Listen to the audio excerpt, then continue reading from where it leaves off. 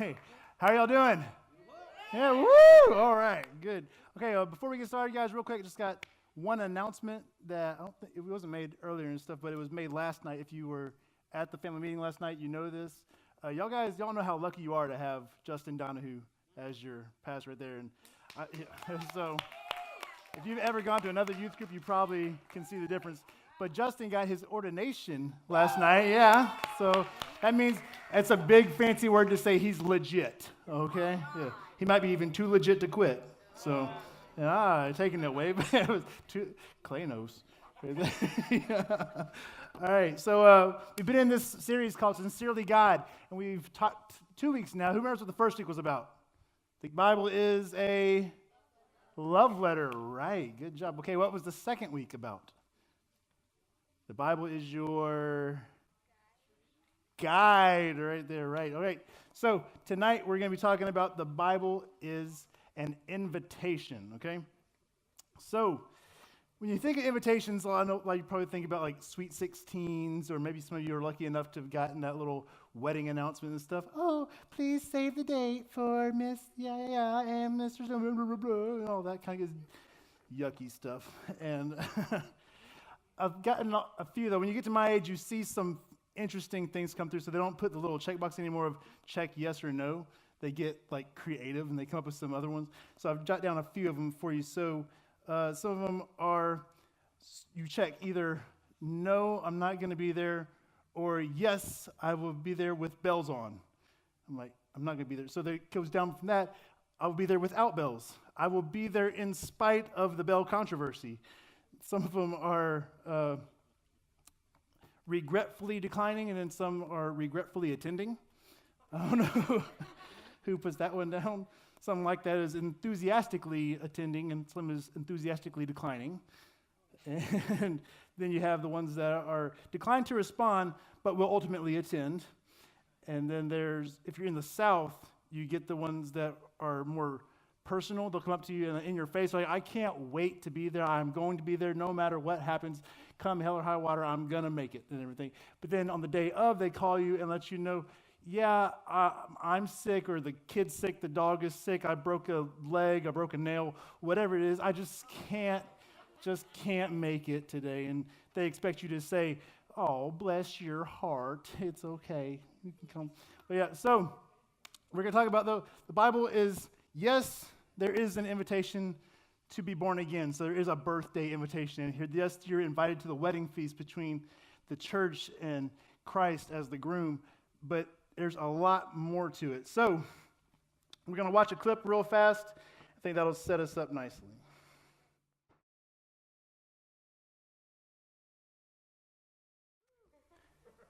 There's a line she says right there that gets me every time I watch it, and the guy's talking to Elizabeth Swann. He says, I'm not willing to die for that. And she goes, okay, what are we going to die for? Guys, this invitation is a call to war. Yes, it's a call you may lose your life over. A lot of the times you hear people in America, we talk about that figuratively. We talk about, oh yeah, you're going to have to crucify the flesh, or you have to kill the old man and take on the new man and stuff. For many people, it's a physical death. But this is worth it. Charity Open Doors, which works with persecuted Christians, said in 2015 that in just Nigeria, 4,095 Christians were killed for their faith. That's just Nigeria. It's not talking about the suicide bombers in the Middle East. It's not talking about anything here. If you think back to 2015, around the summer 2015, there were 9 Christians killed in a church not far from here. The Charleston 9, the shooting with Dylan Roof. Right there. Guys, it happens here too. The older ones of us remember Columbine, one of the first big shootings. And we remember hearing the stories of the guys going student to student, asking them if they're a Christian. Guys, it takes some serious guts to have a gun in your face and say yes. But that's a story repeated through this book over and over again. Got all but one, sparing Judas, the disciples were killed. So, 10 out of the 12. Judas killed himself, and John lived out his life on Patmos, an island just devoid of pretty much everything. But they were killed for their faith, guys. So I don't say that to scare you or anything, but I say that to tell you how powerful this thing is. This invitation that you can accept, guys, is worth your life. And he asked for it. He says that you will find your life when you lay it down. But you're not going to follow into battle, follow into war. You're not going to go to the wedding of someone you don't know, okay? So how do we get to know God? How do we know Christ, who everything in this book points to? The obvious first step is you have to read it, right? So John 17:3 says, "And this is eternal life, that they know you, the one true God, and Jesus Christ, whom you have sent." Now, Jesus is the one talking here. So it's not uncommon for him to speak in the third person in a way. He calls himself the Son of Man a lot of the time, so give himself other titles. But I think the reason that he calls himself specifically Jesus Christ in this is so that you know exactly who it is that you have to know. There's no question about it. There's not, oh, maybe it was, maybe it wasn't him that he was talking about. Maybe Son of Man referred to somebody else. He says specifically Jesus Christ. So that is the one person that is standing between you and eternity. You have to go through him. But to know him, you've got to get in here. You can't just listen to the people up here, Taiwan. You can't just watch YouTube videos, guys. You have to develop a personal relationship with him. So Paul, who wrote 2/3 of the New Testament, guys, he's locked up in prison and he's writing letters to Timothy. So when you see the books of Timothy, 1st and 2nd Timothy in the Bible, they're not written by Timothy, they're letters to Timothy. One of the things he's doing, he's asking these guys to bring him something. When they're closing out 2 Timothy in 4:13, it says, "When you come, bring the cloak that I left in Carpus at Troas, also the books, and above all, the parchments." Someone who had such a physical encounter with Jesus, I'm pretty sure most of us remember the story of Paul, right? He's going on the road to Damascus, and he gets knocked off his donkey, and he has a vision of Christ in his head, and he's blinded and everything. That's a pretty dramatic conversion right there, right?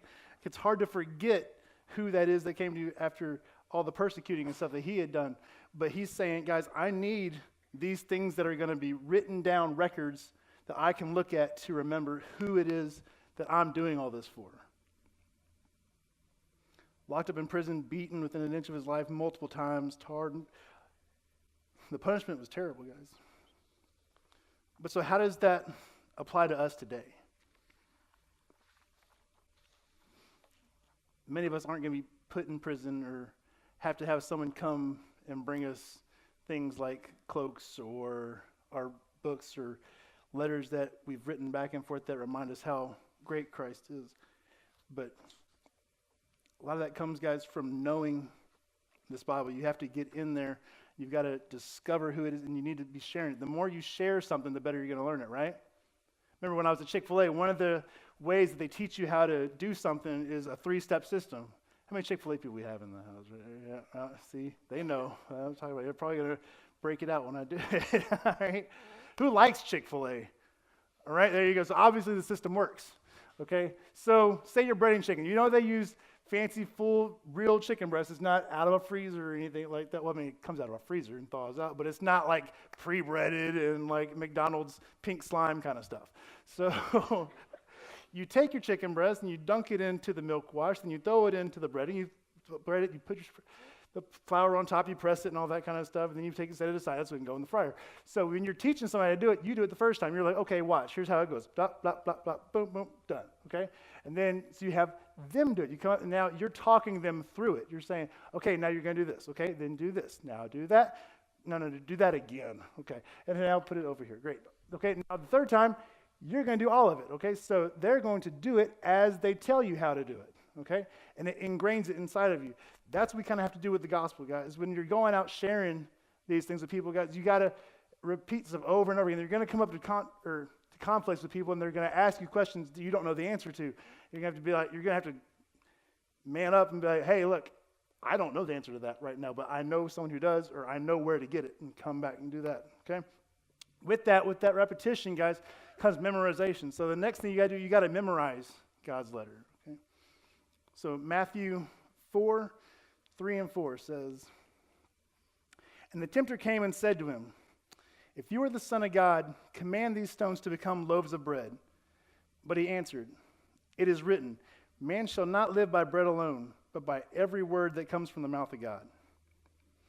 So, and this has happened, this is the first of 3 times that the devil is trying to tempt Jesus when he's on that 40 days out in the wilderness. And he's taken the next time, he takes him up on top of a building and says, hey, throw yourself down because Scripture says that the angels are going to catch you and stuff. Okay, are we strong enough? Do we have enough of a knowledge of the gospel to refute bad theology, so to speak, or people that try to take verses out of context like Satan did with Christ? He knows the Bible. He's been around. He knows. He can recite it backwards and forwards. It's been used against him plenty.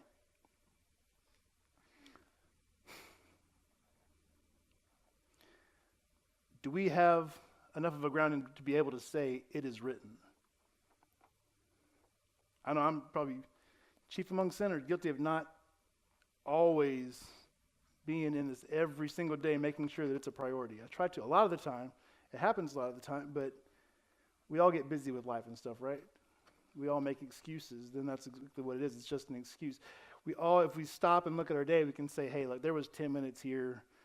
I laid in bed for an hour scrolling through Instagram, right? We have the time, guys. You just have to make it a priority.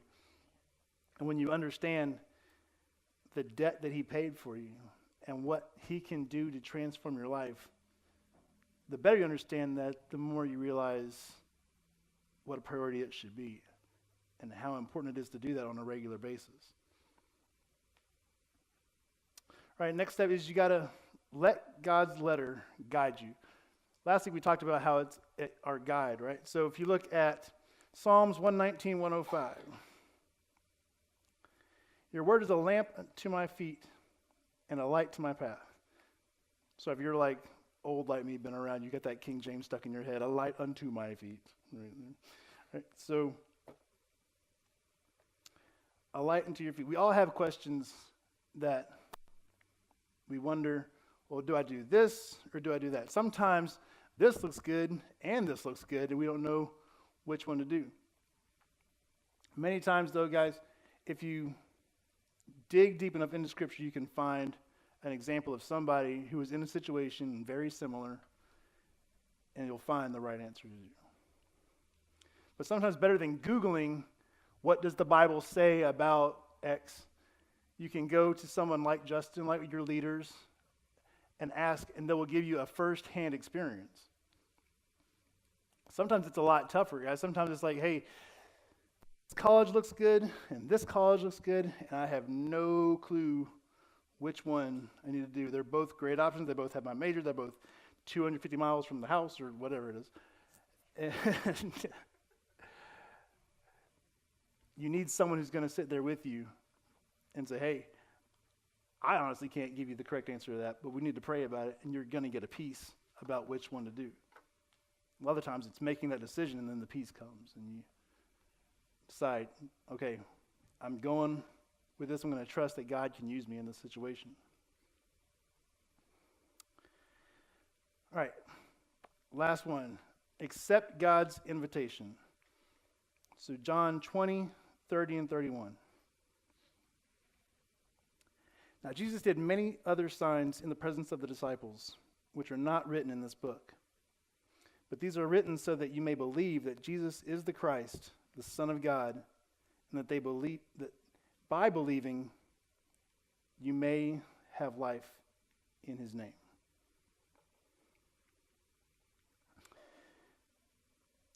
Christianity, guys, is it's an understatement to say a unique religion. Every other religion you look at, you're going to see this pattern of I have to do this to get this. I have to do all these works to accomplish this.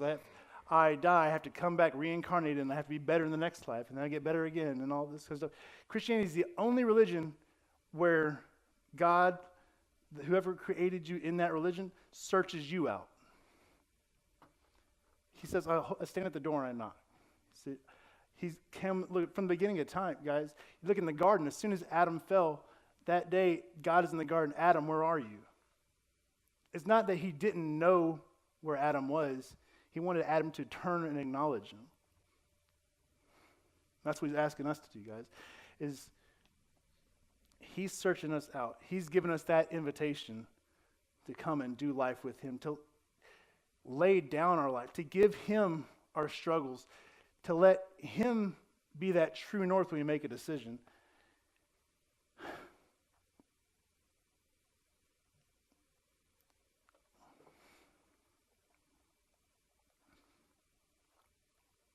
We don't know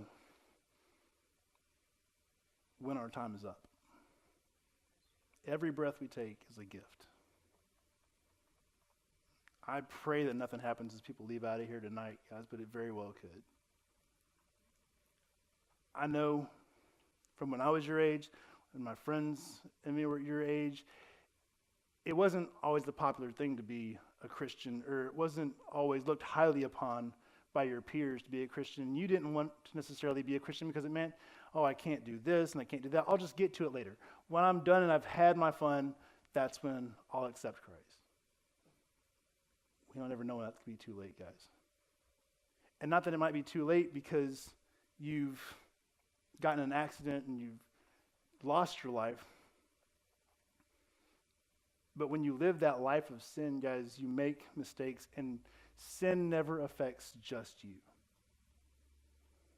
There's a ripple effect, and it always affects either the person you're with, your families, your friends.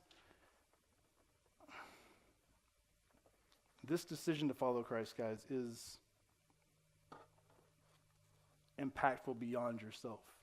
Like that sin impacts others, living a life following God, doing what he's called you to do, impacts others.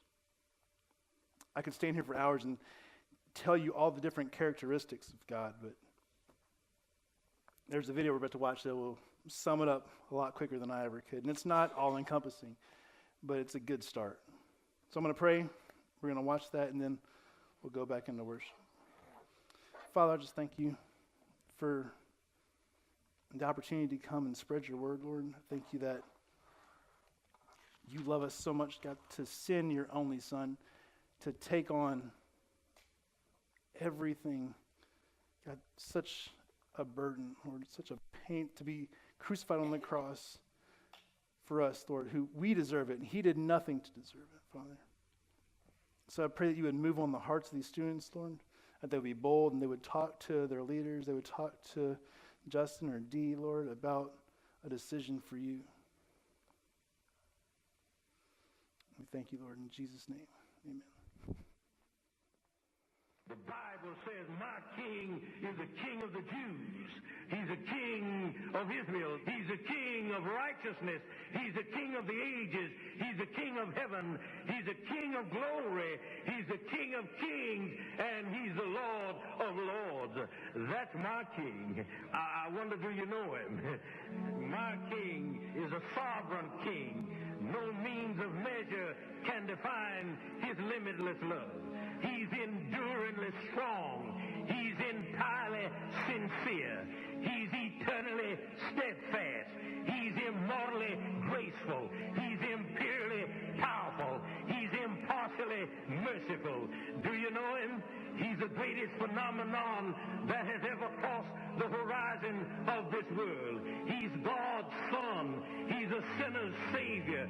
He's the centerpiece of civilization.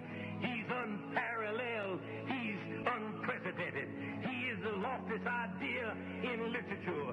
He's the highest personality in philosophy. He's the fundamental doctrine of true theology. He's the only one qualified to be an all-sufficient Savior. I wonder if you know him today. He supplies strength for the weak. He's available for the tempted and the tried. He sympathizes and he saves. He strengthens and sustains. He guards and he guides. He heals the sick. He cleanses the lepers. He forgives sinners. He discharges debtors. He delivers the captive. He defends the feeble. He blesses the young. He serves the unfortunate. He regards the aged. He rewards the diligent. And he beautifies the meek. I wonder if you know him. He's the key to knowledge. He's the wellspring of wisdom. He's the doorway of deliverance. He's the pathway of peace. He's the roadway of righteousness. He's the highway of holiness. He's the gateway of glory. Do you know him? Well, his light is matchless. His goodness is limitless. His mercy is everlasting. His love never changes. His word is enough. His grace is sufficient. His reign is righteous. And his yoke is easy. And his burden is light. I wish I could describe him to you. He's indescribable. He's incomprehensible. He's invincible. He's irresistible. Well, you can't get him out of your mind. You can't get him off of your hand. You can't outlive him, and you can't live without him.